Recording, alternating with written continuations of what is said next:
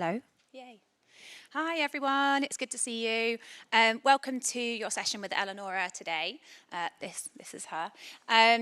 She's come all the way from London. I hope you enjoy it. Make sure you take some pictures and hashtag Industry Week on social. You might win an amazing prize. It's actually only a £50 voucher, but still, it's all good. If there's a fire, which I don't think there will be, you need to basically go outside and go to Brook Street, which is behind here. What else? That's pretty much all I've got to tell you. Hashtag IW22. That's it. Yeah, have a good time and yeah, enjoy the talk. We'll do a Q&A after, so if you've got questions, just wait for me to come back up here. All right? Yeah. Hi everyone, I'm Eleonora and I work at Framestore as a senior journalist, and I'm gonna try and give you a talk about how to be a valuable 3D journalist. It's gonna be like a 10 minutes introduction about my background, what I did. Maybe you can find some useful information. And then we're going to go a bit deeper with the advice and some tips that I think is going to be useful for you. So I'm Swiss-Italian. I study at the Academy of Fine Arts, illustration and comics. So I come from a 2D background. But so unlike you, I didn't study effects like specifically. I just did like a 6-month masterclass where we covered a bit of everything from concept, modeling, texturing, even rigging, animation, and rendering, comp. So it was a very packed 6 months. And after that, I got hired from the school to do an internship there in Italy. And after that, I took some time for myself to prepare my showreel because I realized what they taught me at school was not enough for the industry standards. So I really wanted to learn like ZBrush, XGen, Houdini, and other softwares that they didn't teach me at school. So I took some months for myself, did some freelancing on the side, moved to the UK in 2016, and I started in a small advertising company, then moved to MPC. In London, did ILM, George Lucasfilm, Disney, call it however you want. And I just recently started in Framestore in November. So this is sort of the background type. I think my favorite projects were the ones I did in ILM, especially working on The Mandalorian was great because I've always been a huge nerd. So working on Star Wars stuff for me was like peak career. So when I joined ILM, I was like, okay, but I want to work on that because I don't know if you know, but they don't only do Star Wars stuff. They also do a lot of other Disney projects and not only Disney. So I had to specifically ask to be put on that, and it was great. I think working on it taught me so many things, and one of them being, don't work on something you love. That's the first top advice I can give you. If you guys want, or even if you don't, well, you're going to watch it anyway. This is the showreel that I used to get into ILM. It's not great. It's an old showreel from like 2019, 18. It doesn't have many of the projects that I worked on, which include like Mandalorian, Batman, the one that's out in the cinema now, Jurassic World that's coming out soon, I think, and the new Star Wars series that's not come out yet, and the cinematics for The Last of Us 2, which I did in MPC, and I didn't put it in the reel yet. But this was my second reel, the one that opened the most doors for me. Then if you're really curious, at the end of the talk, I can show you my student reel, which is not great, but it's what got me into the industry, so I put it in there for archive purposes. So I'm just going to play this. This is an advertising we did for Royal Marines, where I got to do the model texturing and look of the spider. Here's some environments and matte painting. This was the John Lewis ad for Christmas, where I did all of the stadium in the background. It was really fun to do. This was a Gorillaz music video, where like I've done all the toys, basically. Deliveroo advertising, where I did the robots. Texturing and look dev. In here, I've done the turkey. And but this was the robot in here. Well, you can see the CG anyway. And this was maybe one of the most challenging projects for Kopparberg, where we had to do these floating kites, but make it translucent. Like, it was quite hard to do. But I think, yeah, I think all of the projects that I did during advertising allowed me to have a very diverse portfolio, because if you start in film, you're probably going to have to wait a few years to show your stuff.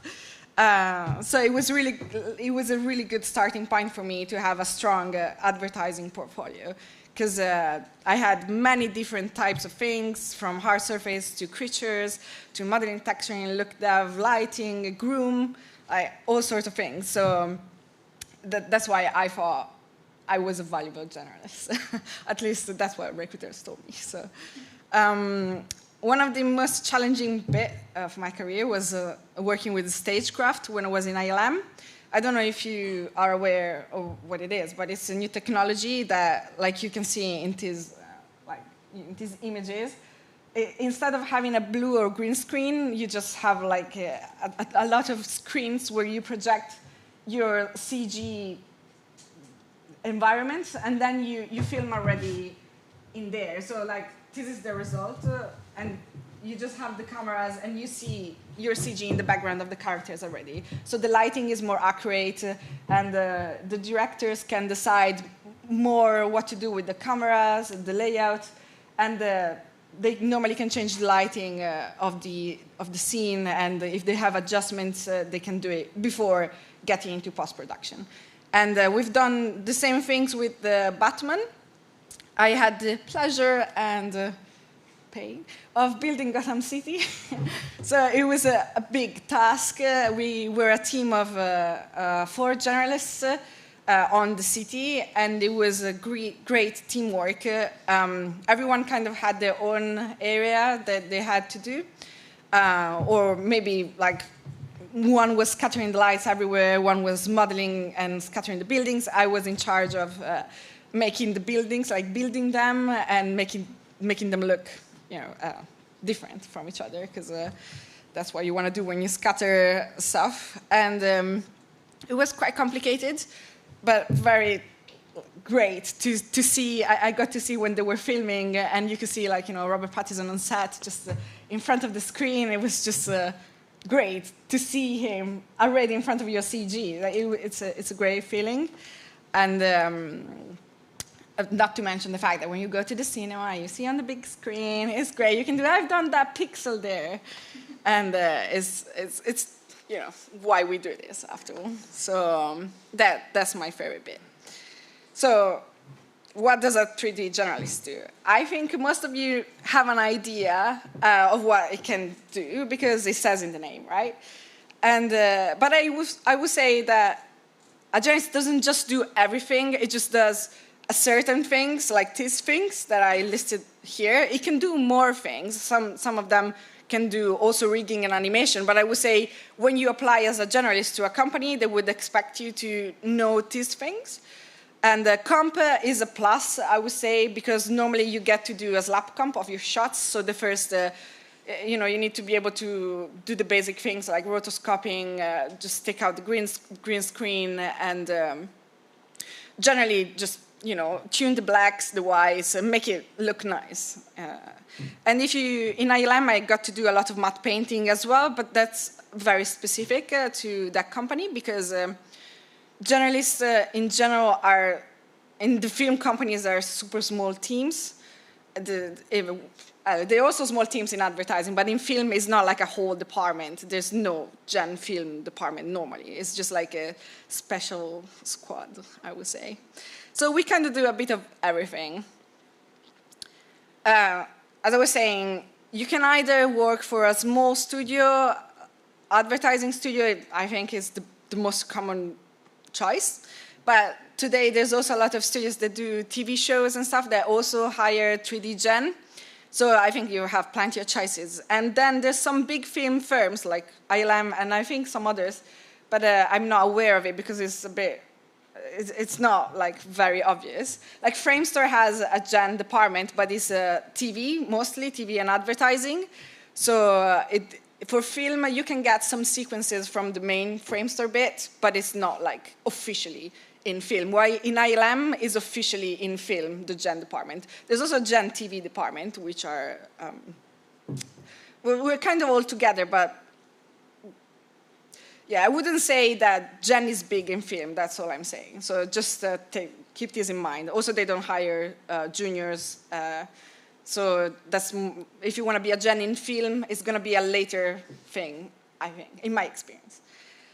But definitely, you can either be a freelancer or work for a studio full-time. I've seen some of my classmates that went on freelancing generalist as they went out of school. You just need to find the right occasion, because the right company that gives it a chance. So it's not impossible. It's like, I think, depends on the type of person you are and what your portfolio looks like. So the skills that a 3D journalist needs are, you can imagine, is like everything quick and dirty. But most of all, I think the most important thing is being independent, because they want you to give you something and then you work. Like you don't, if you're a specialist, like if you are a modeler, a texture artist, or anything else, you always have to relate with your other, relate with the other departments and wait for them to give you some textures, wait for them to do the modeling, the UVs and everything. But if you're a gen, you normally have to do most things yourself, or at least you're expected to be able to do that. So when they give you, like it happened to me when I was in ILM, they would give me whole sequences for like Jurassic Park, and I would have just an idea what I was meant to be doing, like a picture of an arch, like, and they said, oh, we want this environment to look like sort of this arch, but it was not matching anything. So it was just like an example, and I had to come up with a concept, like a layout, recreate the room architecture in a way that made sense and like the client wanted. And I had to quick think about how to do that, because you have to be quick. And you have to be able to take criticism, because there's going to be a lot of criticism. And it can be constructive, sometimes it's not. But you have to be able to just let it go and just try and deal with it. Another thing that is really important is be able to learn quickly, because sometimes you need to use some softwares, especially if you want to be like a gen more towards environment. You need to be able to use, like, maybe you need to learn Houdini, how to do mountains real quick. So you need to be able to watch a tutorial and learn to do that, because no gen knows everything. No one knows everything. So you need to know how to learn quickly. That's something that, if you ask me how to do Groom, like I've done it 7 years ago. I don't remember, and I've used like Houdini 15 when I did that. But I know that if you tell me, can you do Groom? I can tell you yes, and I'm gonna know how to do it in 2 or 3 days, maybe quicker, and because I know how to learn. So it's really important to do that. Also, it's important to be flexible, because sometimes you put a lot of effort in something, like a whole sequence. Another example in the Jurassic Park movie that I worked on. I can't show you anything, sorry, because it's all NDA. I spent so much time doing this very lovely forest, and it was amazing. And it had a cabin in it with lights and everything. I did everything from scratches in that shot. And then at some point, it got cut, and I cried a bit. And I was like, oh, I've done overtime for 4 weeks on that thing, and now it's getting cut. But you just need to, like, it changed completely scenario. You just be like, okay, the forest is gone. I'm just going to do a canyon now, so for that shot. So you just need to be flexible and be like, okay, let's move on. I think that's the thing I say to myself the most, move on. And another thing that's important, I think, is to have good taste, a good eye for composition and color, because everything that matters in the end is the image. So it just needs to be pretty. Like, it just needs to be like, anyone needs to look at your picture and be like, okay, that's beautiful. So if you have an artistic background, it will help you. I think in general it's always worth to learn drawing or image composition, color composition. Like, it's always worth it because it will help you indirectly in your skills as a 3D gen. Also, you need to be able to do from 0 to 80% real quick, because that's what they expect you to do most times. So this is like what I was telling you before, what companies expect from you as an artist. And always remember, because when you go to school, there's always like that monster in your class who's very good, and you're just like, damn, I wish I was like that person. And I remember those people in my class. I was like, I'm never going to be as good as them. But in the end, it doesn't really matter how good you are. It just matters your personality and how you work in a team, because you're never, unless you're a freelancer, and even then it's not likely, but you're never going to work alone. You're always going to work with other people. You need to be nice with them. You need to share information. You need to just, yeah, be nice in general, because the team is the one that gives feedbacks at the end of the show, because at the end of every show there's like some sort of questionnaire where they give you feedbacks, anonymous, so you know you're gonna hear about stuff. So you always need to remember that's your team that's going to give the feedbacks, and that's going to want you back again, and then maybe they're going to change companies, and they're going to say like, oh, I remember working with her. She was great. She was really patient. She was funny. She was relaxing. So it's not just being good. It's not just about skills. It's also about other things. And another important thing is being honest with how fast you are, because sometimes you can say, oh yes, I can do this thing, 1 hour, 2 hours, yeah, 2 days maximum, and then everyone gets into trouble because you didn't respect your deadline. So you need to be really honest and always calculate some extra time when production asks you, oh, how long does it take you to do this building? And you can say, oh, it takes me, you would say maybe 5 days, but always say 7. Because you always need to calculate, like, if anything happens in between, and I'm not just talking about your own skills, but also about the servers disconnecting, the render farm not working. All of that stuff still happens in production. So you always need to calculate that when you think about timings. And another important thing is to really listen to the brief that the client is giving you. It's not always straightforward. I would say 90% of the time it's not.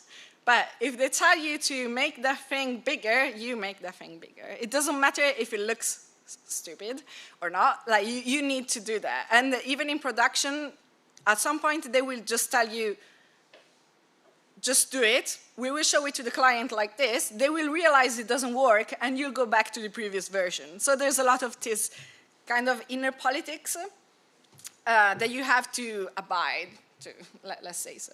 But it's really important to listen. And as I was saying, creative solutions is always a must. Like, sometimes you would expect maybe big companies like MPC, Disney, or Framestore to have the tools for everything, to have the license for all the softwares, but it's not always like that. You need to be able to do a piece of clothing, not only Marvelous Designer, but also in ZBrush. Or if you don't have either of them, you need to be able to do it in Encloth, in Maya, like, or in Houdini, in Sim, like with the cloth sim. You just, there's so many ways of doing something, and you're never just tied to one. And they know that there's many ways of doing something, so they expect you to be creative. That's why generally, I mean, I don't want to talk about salaries too much, but I would say a gen, if you're a good gen, you're paid a bit more than a lighter, because you have a different skill set, like a wider skill set. So, because they expect you to do this thing. A lighter will never be asked to use a creative solution, because like they don't. So yeah, quick turnaround after corrections. As I was saying, is if they tell you, if they give you some notes, you just try and do that as quickly as you can. Don't be too proud of yourself. If you can't do something, it's okay to ask for help, because it's better if you ask for help than just realizing that you can't do it, you didn't respect your deadline, and everyone is gonna lose time because of you. So if you don't know how to do something, or if you thought you did, but it's not working out, it's okay to ask for help. No one is gonna judge you for that. They're gonna be mad if you say, yes, I can do it, and then you don't. So that's something. But if you ask for help, I think, I never had problems asking for help. So yeah, totally recommend. So this is a bit of differences between a generalist and a specialist. I would say, again, specialists are the vast majority of people. And especially in film, you can be like a modeler, and you can be like a heavy, hard surface modeler, like a creature modeler, like just either an asset person, an environment modeler. You can specialize in everything. You can specialize in just a type of grooming. You can specialize just about everything. So you need to know that if you want to get into film, you will probably 90% of the times specialize in something. It doesn't mean that your reel has to be that. You can show two things. Normally it's like, lighting, look dev together, or texturing, look dev as well. Like, some things are related, but when you work, it's gonna be one thing. It's gonna be heavy pipeline, so someone else has to give you the things, someone else has to give you the textures to do the shading, someone else will have to rename that correctly, and the model will have to be renamed in a certain way that works in the pipeline. So if you're a person that is a bit messy and doesn't like to be constrained or use a lot of time renaming stuff, then don't be a specialist. Right. So there's no role overlap, little to none, because I have a few friends in film that do lighting and look up. That's something that overlap quite often. But texturing, all of my texturing friends, they normally just do texturing. And some of them do modeling and texturing, but depends on the studio. All of them have different pipelines. So yeah. A specialist, as I was saying, works in a very strict pipeline, so the teamwork has to be working. You need to communicate with the person before you and the person after you in a very effective way. I would say if you're a perfectionist or a bit more technical, working in the pipeline would be very good for you, because you get to take the asset from 80% to 120%. Like, if you really obsess over something, you're just like, I'm gonna make the best rock ever, and I wanna spend 1 year doing that, then be a specialist, because you can do some amazing stuff. Like, when you go to the cinema and see the assets right there, it's always like 20 people that worked on something and they made something amazing that you could never do as a gen, like never. Not even if you push that hard, because it's just a question of numbers, like a number of people that are working on it. And they're specialists in that area, so they're just the best of the best get together to create something. So yeah, you don't get to be much creative when you're a specialist, because you get a lot of references from the clients, and normally it is what it is. Like, they normally do a set of pictures of an object, and you have to be photorealistic about it and just create that object. So the only creativity you get is about how you want to paint the textures. If you want to use Mari or Substance Painter, and sometimes it's also just Mari. So there's little to none creativity in there. But on the good side, you get to work on amazing films and famous projects, and you can brag with your friends, so it's nice. But it can get repetitive after a while, especially if you do lighting or even comp. Like, you comp different shots every time, but you do kind of the same things. So it can get repetitive. I personally am a gen 100%, because I get bored very quickly. So I could never do the same thing for more than 3 months. Even when I worked in film in ILM, I I was never on the same sequence for longer. I finished it in a month or two, and then I did another sequence another month or two. So it was good to be a gen in ILM, but that's a very specific exception. It's maybe the only team I know that does that. Everyone else is not like that. But in advertising and TV shows, you have limited pipeline normally. In Framestore lately, we are trying to switch to a more pipeline workflow because it's getting, TV is booming. I don't know if you know, but TV shows are booming. So there's a lot of visual effects companies that are jumping on the train or are already on that train. And the sequences are getting longer and more complicated. So TV is now getting a pipeline like film. So that Framestore as well is trying to switch to that. So a generalist is expected to be able to cover most roles. We talked about this. It has to be independent with no references or instructions. I will always remember when I was doing, I've done a whole planet for a Star Wars TV show that's coming out, Andor, which is coming out sometimes this year. And the reference I was given was like an airplane in the sky with a lot of fog and just like the light in the fog, like very pretty. And I was like, so what's this reference? When am I getting the reference for the cities? And they're like, no, this is the reference. I was like, but it's an airplane. Yes, yeah, we want this mood, but in a city. Like, great. Let me just do my job. I'm just going to try and give you something. So you need to be able to pull that off. Like, and it's hard, man. So just so you know. But that gives you a lot of creativity. So I love a challenge. And I consider myself pretty creative. So that's the job for me. Like, I know it is. And it's always different. I can learn and do different software. If for one project they want to do it in Unreal, I'm going to learn Unreal for a little while. Like, it's great. I think both have pros and cons. And depends on the person that you are.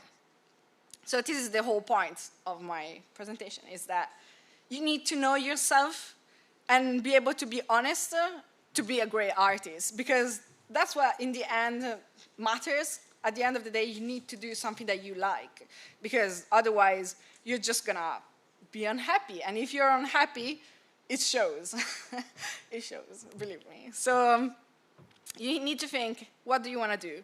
What are your strong points? What is your personality like? And if only you know the answer to these things. I can't tell you what to do, of course. But it's really important to think about this, especially now that you guys are in school and are preparing the reel and everything for starting in the industry. These are all good questions that you should be asking. Not really like, do I want to do modeling or texturing? But more specific, like what type of person I am. Am I flexible? Am I precise? Do I have an obsessive compulsive behavior? to sort of things. You need to be honest with yourself. And if you can't handle the pressure, then you can adjust your expectation. It's always good to push yourself, because that's what I've been doing. And that's why I think my career, if I may say so, skyrocketed so quickly, because, I've just been in the industry 7 years.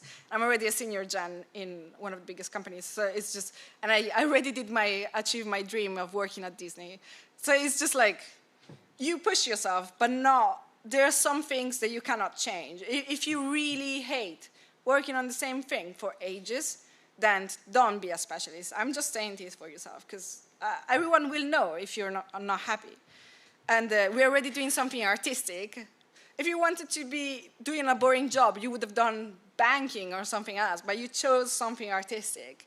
So I would say, do what you like. So one way of knowing what your personality is like is also doing a personality test. They would tell you a lot. Some of them would tell you like how you handle power dynamics or like work environments. So ask your friends, especially the non-CG ones, maybe your family that knows you very well, to what they think about your character, what they think you can improve, what's your strong points, what's your weak points, so you can work on it, because it's a constant work. You think, I remember your age. I thought I knew everything. And I thought I was like, yeah, I'm just going to rock it. But it's not like that. So remember, there's always room for improvement. Even now that I look at my CV and I think, oh, God, like 7 years ago, I was paid $14K per year. Okay, $14K. Beyond the average, like the poverty, like, yes. And I would have never dreamed about working on these sort of projects. Never. I had, like, if I looked at myself right now, I would be saying, who's that person? I don't know her. So there's always room for improvement, but I never stopped learning, and I never stopped asking what was wrong with what I was doing. And it's really important that you keep on doing that, even when you arrive. Because I thought, when I'm going to work for ILM, I would be done. Like, that's where I'm going to stay forever. But that's not really how it works. Like, once you get there, you realize you can have more. And as I was saying, don't let the glamour of the credits blind you, because it's nice to have your name in the titles and tell all your friends, hey, look at my name when you go see that movie. They're never going to do that. But you can say that and be proud of that part of it. But it's not everything. Again, you need to do something that makes you happy. So I was really happy in ILM, but I got a better chance. I became a senior in Framestore, so I jumped on it. And it's good to not be bound to just one company or one dream, because when you get there, you realize it's not really a dream. So I don't mean to be, but yeah.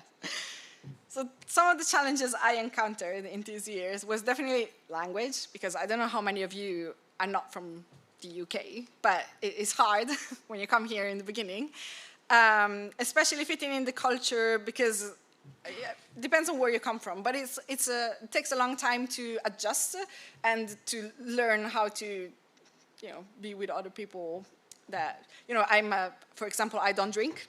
So for me, the whole pub culture was something that I didn't understand. I would go anyway, but people in Bristol, when I worked there, they would be like, why are you coming to the pub if you're not drinking?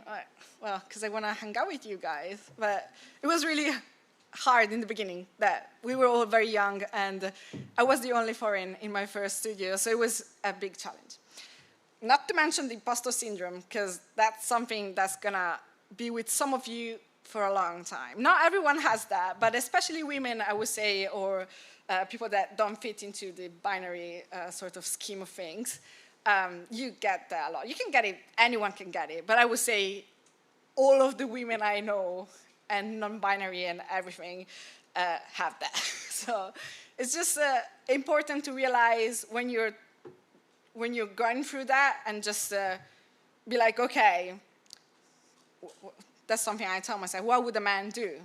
He would apply for this job, even if it doesn't even have 75% of the requirements. He would apply anyway. Well, if I don't have 99% of the requirements, I would not apply. If they say, oh, we need 3 years experience, and I only had 1 year, oh my God, I'm not going to apply. But it's not true. Don't listen to yourself.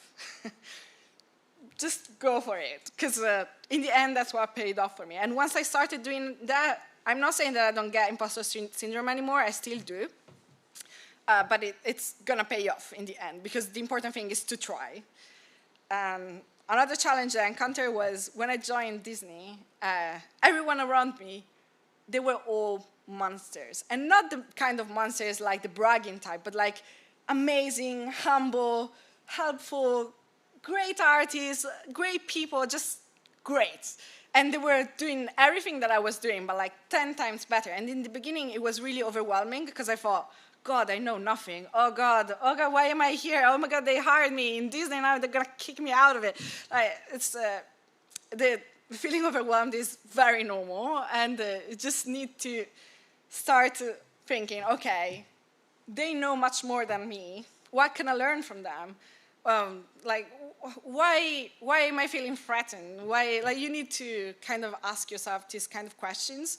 And it's going to get better with time. And now I just realize how much, someone that's been in the industry for 15, 20 years has a certain type of experience. But I also have another type of experience, because we, and especially you guys that are the younger and newer generation, are born in it. Like the internet is part of your culture.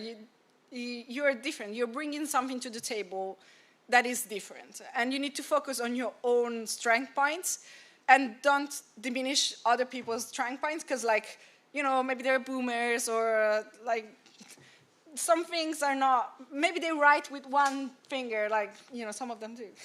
But they're still great artists, and they bring something to the table that you don't bring. So you just need a bit of everything to make the team great. So yeah, I think the last thing that I really struggle with personally is not to take things too personally, because I'm Swiss Italian. So if I say something, I mean it. And I was not used to the whole tipping around that happens in the UK. Not even in London, but more outside. And so I used to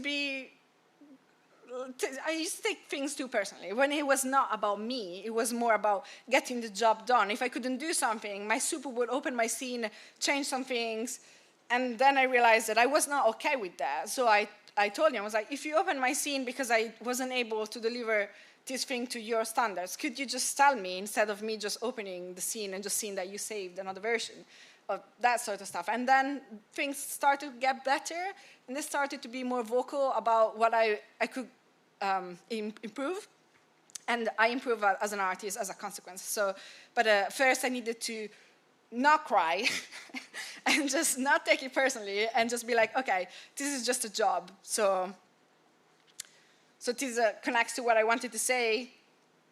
This is only a job, and there's so many other like this one. So don't ever be afraid of speaking out, and be true to yourself, unless you're a very bad person. But you never need to hide or be someone else, because if you lose the job because the company is too small, they can't handle you.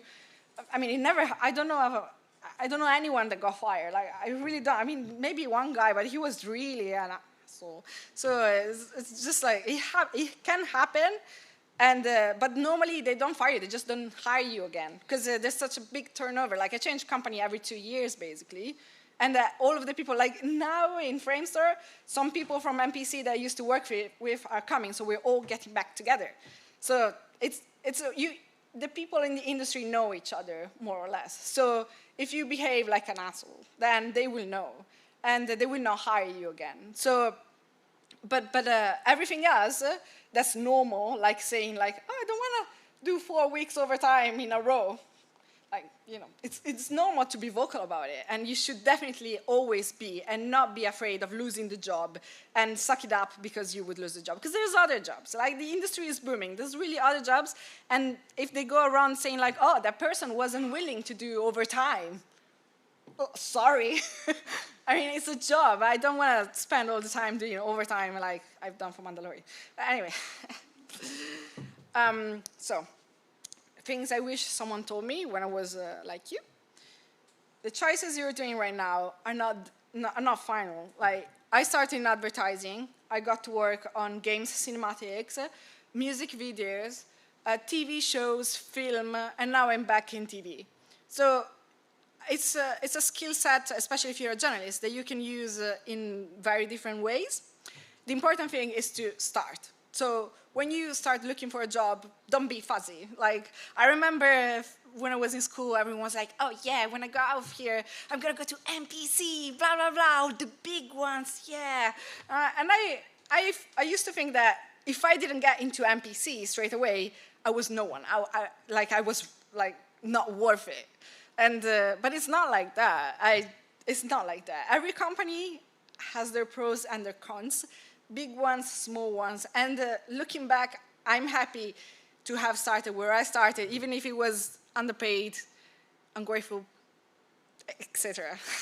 But it taught me so many things, and I wouldn't be the person I am today if I didn't start smaller. If I didn't start in a smaller company that taught me about Houdini and took me under their wings and told me what I was doing wrong and right. And in the end, I left because I asked for a pay raise. They didn't give it to me. I'm just going to be completely honest, by the way. But I think it's important to talk about this stuff. So after 3 years, I was there, 17K. My colleagues were on 21K, the British ones. And I was there for 3 years. So even the new hire, they were on 21. And I started asking what their salary was and why mine was so low. And they wouldn't really give me an answer. So I asked for a pay raise. And they were like, well, but you were actually late this week, so no. And I was like, what? So I was late because there was like a train strike or something. I used to commute from Taunton to Bristol or whatever. And I just took it very zen. And then I got a job in MPC where I was paid more than double, like not even, like, so it got me better. And every time it just got double and double. And once you're in the game, once you know your worth, the path is set. The difficult thing is starting. The difficult thing is in the beginning, when they tell you, no, you're not worth the same we're paying those other juniors that never did 1 month experience in their life, even if you've been 3 years and you're doing senior jobs. But they tell you that I'm not worth it, so am I not worth it? So that's something that sticks with you for a while. So always remember that, well, in that case, I was in the situation, so I didn't know it was really toxic. But now, looking back, I think them closing the door on me was the best thing that ever happened to me. And the recruiter that was in the company at the time is the one that recruited me now in Framestore. Like, she looked for me personally on my email to ask me to go as a senior gen for this company, Framestore. Very well paid and everything. So in the end, I didn't leave saying like, oh, fuck you, blah, blah, blah. I left saying thank you for this lesson, for everything you gave to me. It was really useful, but I have better things waiting for me. And MPC was definitely something better. So don't obsess about closed doors, because they normally have a bigger door behind that. And this applies in general, like in life, I would say, personally. So if you didn't get to MPC, the first job, don't worry. You're going to get there eventually. You can always climb up, always. So, yeah. Another important thing is that no one is going to give you a pat on your back when you do a good job. Maybe at the end of the project, or maybe if you do something extraordinary, but just like, I used to be cuddled a lot and used to people telling me, oh, yes, you're great. Oh, this model. Oh, yes, amazing. But it can happen, but don't just assume that people are going to thank you for doing your job, because that's not normally the case. So, yeah, this is everything, I think. And, yeah.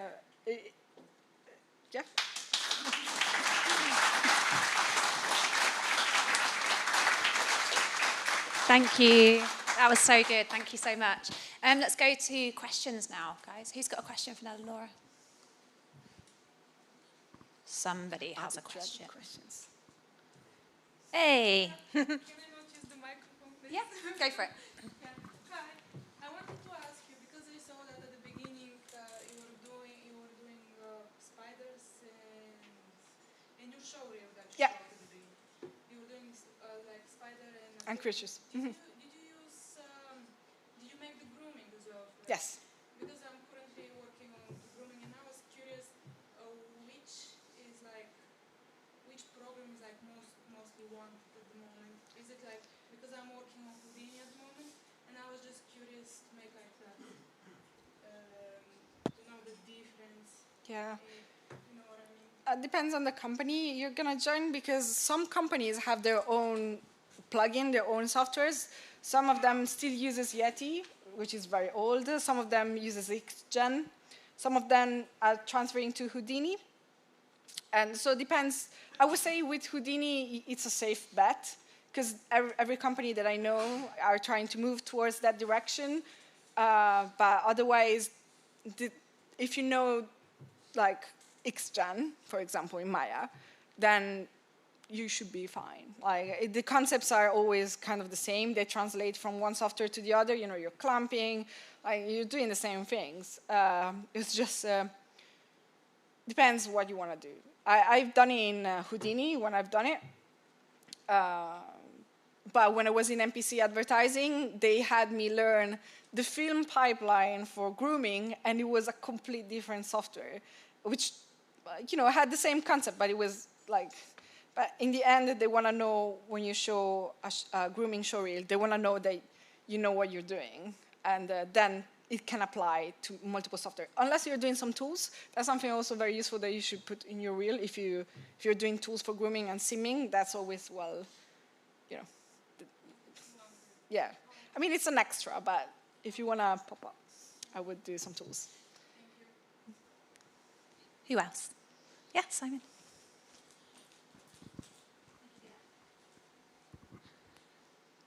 Hi.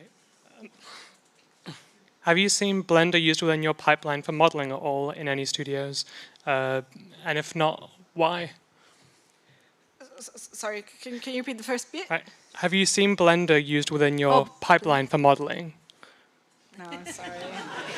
No, I've never seen Blender used in any pipeline. I know everyone is, like when I was in ILM, we had a Discord channel with all of my colleagues, like, really liking Blender, doing amazing things in Blender, and they would use it like in their own personal projects, because I think it can happen in the future that everyone is going to switch towards Blender, but I think especially big companies' pipeline is so intricate, and it involves like the render farm, all of the plugins, the softwares. It's really hard. Even now that they're trying to switch to Houdini, it takes a lot of R&D and a lot of pipeline work. So I can't speak for all of the companies, of course, because I'm not in management, but all the companies I work with don't use Blender.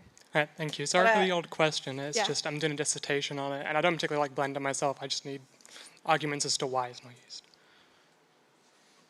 Thank you so much. Sorry, was He there a said question? he's doing his dissertation on it, so he was saying he doesn't.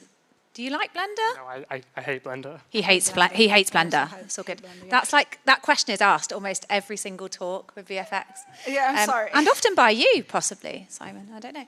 Anyone else? Over there, Michael. Yeah, go for it. Sorry, asking every time the same question, expecting a different result. It's always the same answer. Yeah. I mean, not yet, but also I love the Zelda hat that you have, by the way. What do you do with any assets that are scrapped from film? Say if like some sort of vehicle was scrapped from the actual scene. You just trash them. No, it's not true. In ILM we had a library, like a model library, so we would save bolts or houses, for the asset that I built in that case with the trees and everything. I used speed tree, so I didn't even I didn't model something specifically for it. But what I modeled, I put it in the library, and then it's just scrapped. But you cannot use for your personal project or anything. I mean, if you modify it a little bit, but. Any more?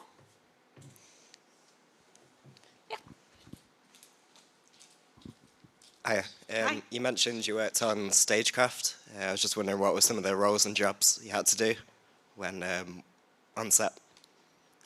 Oh, I didn't go on set because that's the only. I think going on set is something that leads normally do. In fact, my lead, Charmaine, on that project on Batman, and on Mandalorian, I don't remember who went, but normally it's the soup that goes because it's too crowded.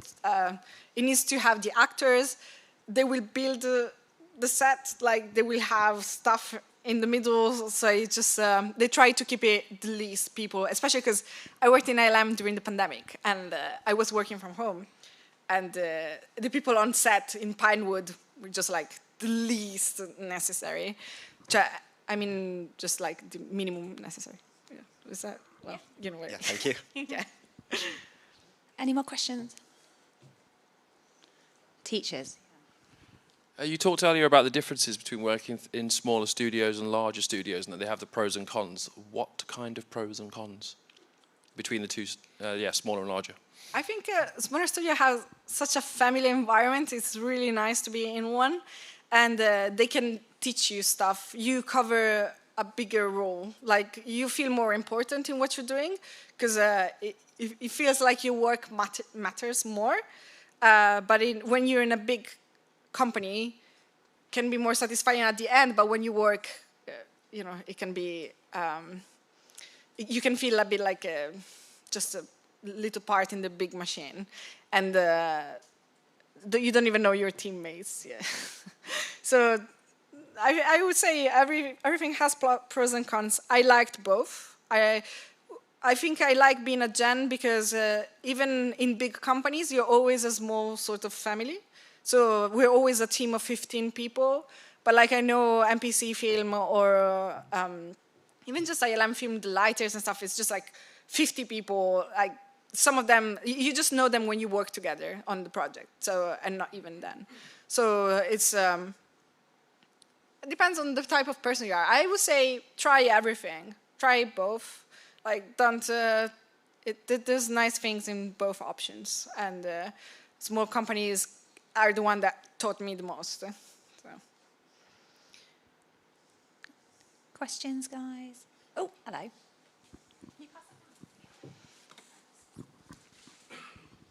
Hi. Hi.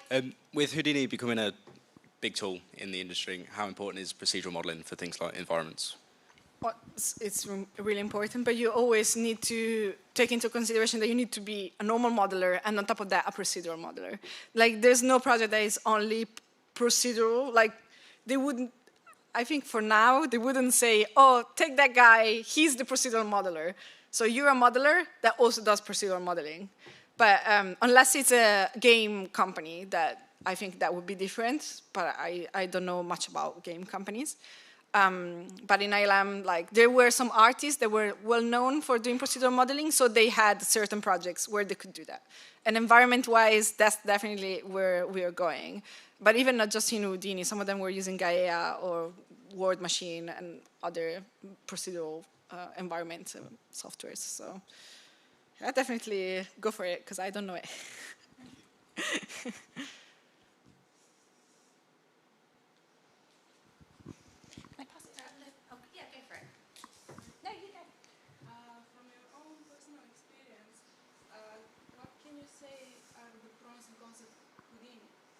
Pros and cons of Houdini.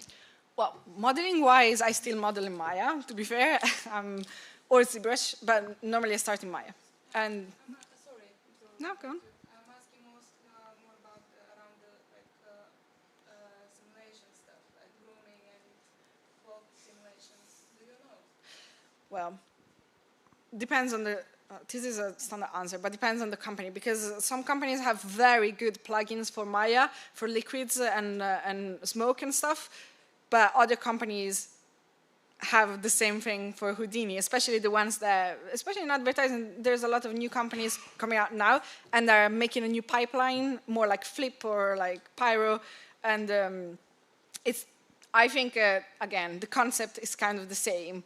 And if you do an amazing explosion in Houdini, no one is going to say, oh, I'm not hiring her, because she just doesn't know how to do that in Maya.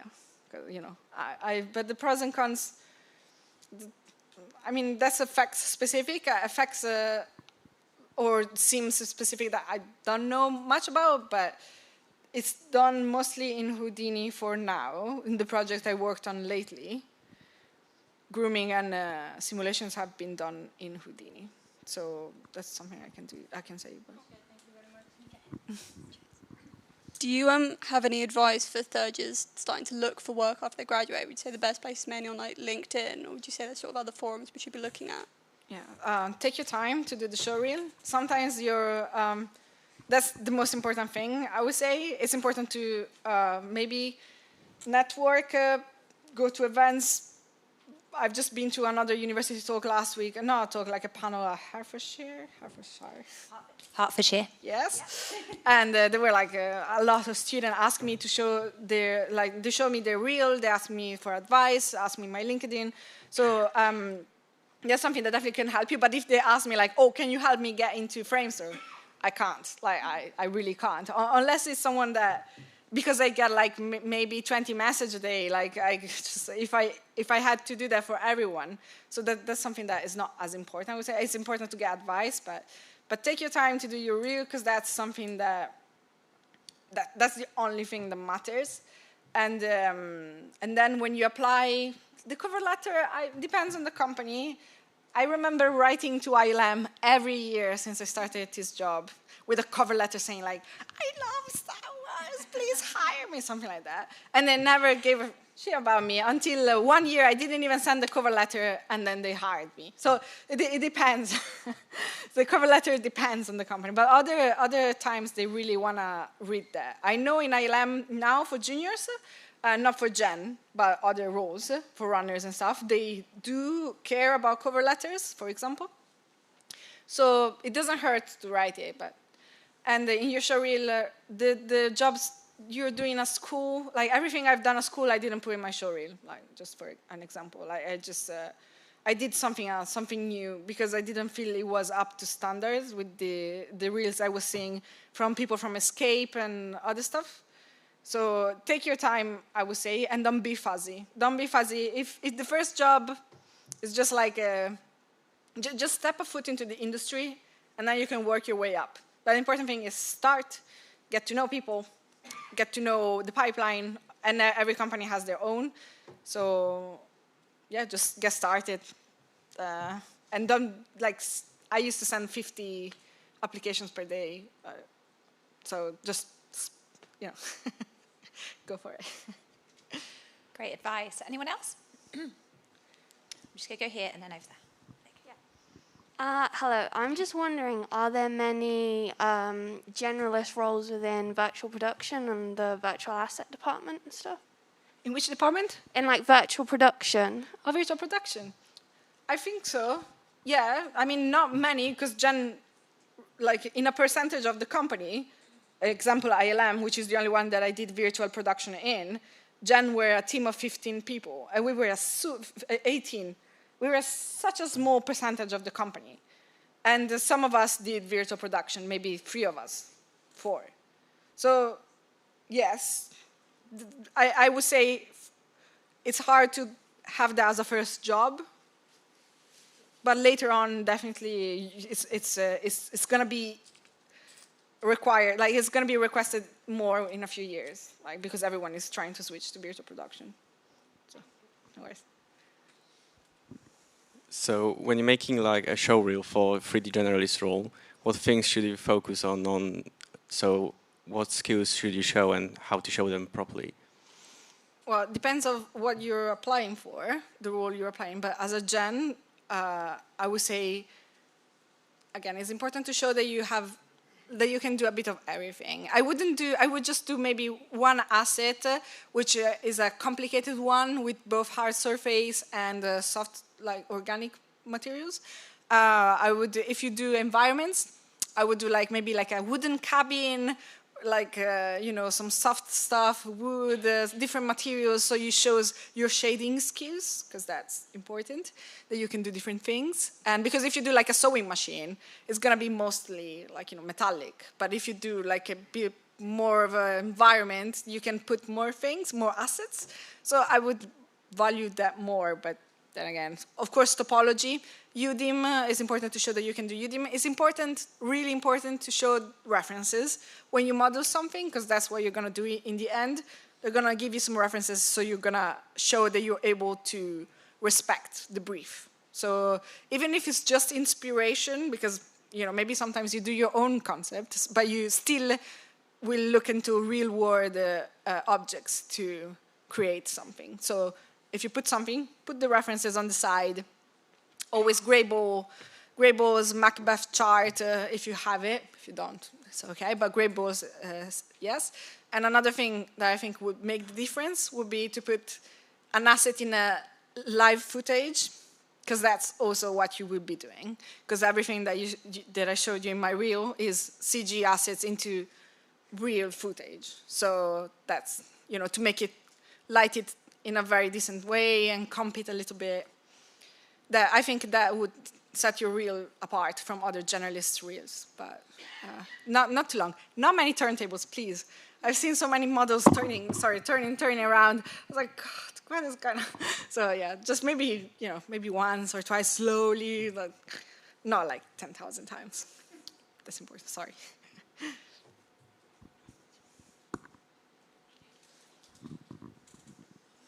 Have you ever been in a position in your career where you've just kind of been like stuck and you don't know like, if you can get something done or not? And then when you have asked for support, like, did that help or? Yeah, I was, I also just, even on a personal level, during the pandemic, I was working from home and I started working at Disney and the standard was really high. And I'm not gonna lie, it was really hard for me to keep up with everything, the new pipeline, no one to ask, when you're in the office, you can just turn and you have a mentor normally that explains things to you. But from home, my mentor disappeared they just assigned me to this person, and I tried to call, organize a call, and then he never called me for 2 weeks. And I was like, how do I publish this model? I was stuck, and I just I was like, okay, calm. It's normal to be stuck. Just ask talent manager to address you towards someone that can help, and it did help. And even just every time I need something, I ask for it. And of course in a nice way, and you explain why you're asking for it normally. But during lunch breaks, in the industry you're gonna do a lot of overtime, okay? But for me it was important to have lunch break to do my therapy, to see my therapist. So I was really straightforward with my company. I was like, look, I'm seeing my therapist once a week. I need my lunch break to do that. And then they were really helpful, always no one is gonna shut the doors on you. Unless you're asking something unreasonable, but I don't think when you start you have unreasonable demands. And also it's not unreasonable to have human demands. And so it was always a positive thing when I asked. Okay, thank you. Any more? You got any? No? Cool. You got such an impressive career. Thank you so much for spending time with us today. Can we just thank Eleonora for coming?